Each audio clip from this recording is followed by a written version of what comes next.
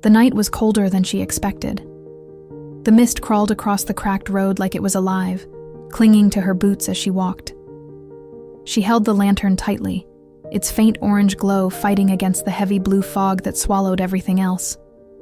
She shouldn't have been out here. Nobody should. The old road had been abandoned for years, the trees dead and twisted like they were reaching for anyone foolish enough to return. But she had no choice.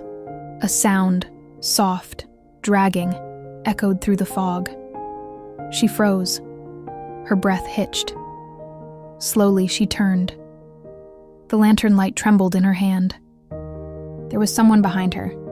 A distant silhouette stood in the middle of the road, motionless, too still, too quiet. The figure's outline was faint, as if the fog itself was shaping a person from nothing. She whispered, "Who's there?" No answer. The wind didn't move. The trees didn't move. Only the figure, slowly, tilted its head as though it was studying her. Her heart pounded against her ribs. She stepped back, but the road beneath her felt like it was pulling her forward. The lantern flickered violently, struggling to stay alive. She raised it higher, trying to see clearer. But the more she illuminated the fog, the darker the shape seemed to grow. Something was wrong, very wrong. The figure didn't breathe. It didn't shift its weight. It didn't behave like any human she'd ever seen. Still, it watched. And in that silent stare, she realized something terrifying. It wasn't waiting for her to speak. It was waiting for her to run. The fog drifted across the broken road like a living thing, curling around her ankles as she walked. The lantern in her hand swayed gently, its small flame fighting against the weight of the darkness that surrounded her. Each step she took seemed louder than the last, echoing through the empty night, as if the road itself were calling back to her. She didn't know how long she had been walking. Time felt strange here, stretched, twisted, impossible to measure. The only thing that felt real was the cold creeping up her arms and the steady rhythm of her heartbeat. She kept her eyes on the ground, watching the cracks beneath her feet, because looking into the fog ahead felt like staring into another world. But eventually she lifted her head. That was when she noticed it. The fog wasn't still. It moved in slow waves, rolling across the road, parting as if something were moving through it. Her grip on the lantern tightened. She took a cautious step, then another. The flame flickered, shrinking for a moment, as if frightened. She wasn't alone. Somewhere behind her, footsteps matched her own. Soft at first, almost easy to ignore. But they grew clearer, more deliberate, like someone was walking with intention. She didn't turn around. Turning around felt dangerous, as if the act itself would invite whatever followed her to come closer. The fog shifted once more. A faint outline appeared just beyond the reach of her lantern's glow. She squinted, trying to focus, but the shape dissolved the moment she tried to identify it. She blinked hard and looked again. Still nothing. Only mist. Only silence. She breathed out slowly, her breath forming a cloud in front of her. The chill deepened. The air felt heavier, pressing against her skin like an invisible hand. She forced herself to keep moving, even though her instincts screamed for her to run. The footsteps behind her stopped. The world fell still. Even the wind refused to move. She dared to turn her head slightly, just enough to glance behind her. But the fog swallowed everything. She could not see the road. She could not see the trees. She could not see the source of the footsteps. Then, far behind her, something shifted. Just a shadow, just a brief motion, but enough to confirm her worst fear. Something was following her. She didn't run. Running meant panic, and panic meant death. Instead, she lifted her lantern higher, letting the warm glow spill across the cracked pavement, and whispered to herself to keep moving, one step at a time. The fog thickened around her, almost guiding her forward, almost pushing her deeper into the unknown.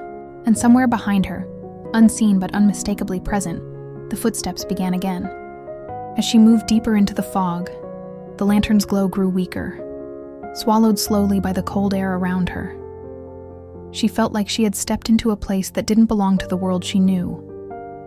Every sound seemed distant, stretched thin by the silence. Then she saw them. 2 figures stood ahead, one small, one impossibly tall. Their shapes were blurry, as if the fog itself was hiding them on purpose. She froze, her breath shaking inside her chest. The smaller one looked almost human, but the taller one, it wasn't right. Its arms hung too long, its shoulders unnaturally wide, and its head seemed to tilt in a slow, unnatural motion. The girl tightened her grip on the lantern. She tried to call out, but her voice didn't come out. The fog felt thick in her throat. Instead, she took a single cautious step forward. The smaller figure moved too. One step toward her, slow and hesitant, as if it recognized her. But the tall one did not move. It only stared. She couldn't see its face, but somehow she knew its attention was locked on her. A low, humming sound drifted through the fog. It vibrated against her skin, almost like a warning.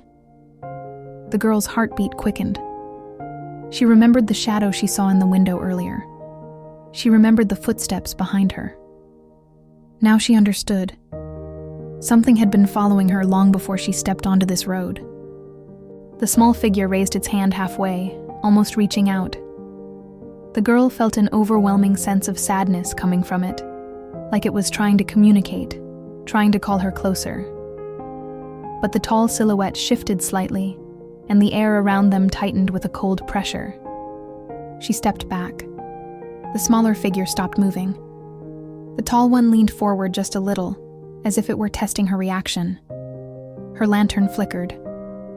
She suddenly realized she wasn't supposed to be here. Not on this road, not in this fog, not with these things watching her. The world around her felt wrong, twisted, and the path behind her was disappearing in the mist.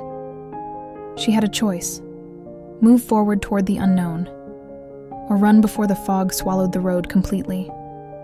And as the tall figure took its first slow step toward her, she knew she had only seconds to decide. She ran. The tall figure's footsteps echoed through the fog behind her, heavy and slow but impossibly steady, as if it never needed to rest or breathe. She didn't look back. She just followed the faint glow of her lantern and prayed the road would not vanish under her feet. The fog thickened until the world became nothing but shapes and shadows. Her lungs burned. Her legs trembled. Then, through the haze, she saw something. Light. A circle of flickering orange fire carved into the ground, burning in a perfect ring. Without thinking, she stumbled toward it. The moment she crossed the edge of the circle, the air changed. A sudden stillness fell around her, cutting the sound of everything outside. The fire didn't burn her. Instead, it felt like a protective shell wrapping around her. Her lantern glowed brighter, as if awakened by the flames. She fell to her knees inside the circle, finally gasping for breath. Then she looked up and froze. Something massive moved beyond the flames, something with long, spidery limbs stretching through the fog. Its shape was twisted and unnatural, its body shifting like smoke and shadow blended together. It wasn't the tall figure from before. This thing was far larger and far older. The creature stopped at the edge of the fire, its limbs lowering as if studying her. The flames reflected off its skin, revealing glimpses of a face, no, many faces, merged into one, shifting beneath its surface like trapped souls. The girl shivered. The circle wasn't an accident. Someone had drawn it long before she arrived. Someone knew she would come. The lantern in the center of the circle flared, sending sparks into the air. The creature recoiled slightly, giving her a moment of breath. She realized the fire wasn't just protection. It was a barrier. It couldn't cross. But it could wait. The creature leaned closer, its vast form swirling above her, blocking the faint light of the sky. A deep, rumbling sound vibrated through the ground, almost like a voice trying to speak through layers of smoke. The girl hugged her knees, trembling as the fire crackled around her. She wasn't safe, not truly, but she had bought herself time. And as the creature circled the flames, she finally understood. She had not been running toward safety. She had been lured. As the last ember of the fire circle faded, silence settled over the forest. She rose slowly, her breath trembling, unsure if the ritual had truly reached him. Then she saw it. Through the thick golden fog, a figure stepped forward, familiar, yet impossibly distant. He didn't speak. He only stood there, outlined by the glowing haze, as if the world behind him was burning away. Her heart froze. It looked like him, the one she had tried to save. But something was wrong. His shadow stretched too far, too thin, like another presence moved with him. She whispered his name, afraid the moment would vanish if she spoke too loud. The fog swirled, his head tilted, slow, unnatural, almost questioning. For the first time she realized, maybe she hadn't pulled him back alone. Maybe something else had followed. She started walking before sunrise. The desert road was cracked and empty, stretching farther than her eyes could follow. But she didn't care about the distance. She only cared about getting away from everything that reminded her of him. The road beneath her feet felt broken, the same way she felt inside. Each step echoed the same question she tried not to think about. Why wasn't I enough to make him stay? The cold morning wind stung her skin, but it still didn't hurt as much as the truth. The sun slowly rose behind her silhouette, painting the world in soft orange light. But inside her, everything was still dark. Hours later, the strength in her legs gave up before her heart did. She returned home exhausted, not from the walk, but from holding in everything she felt.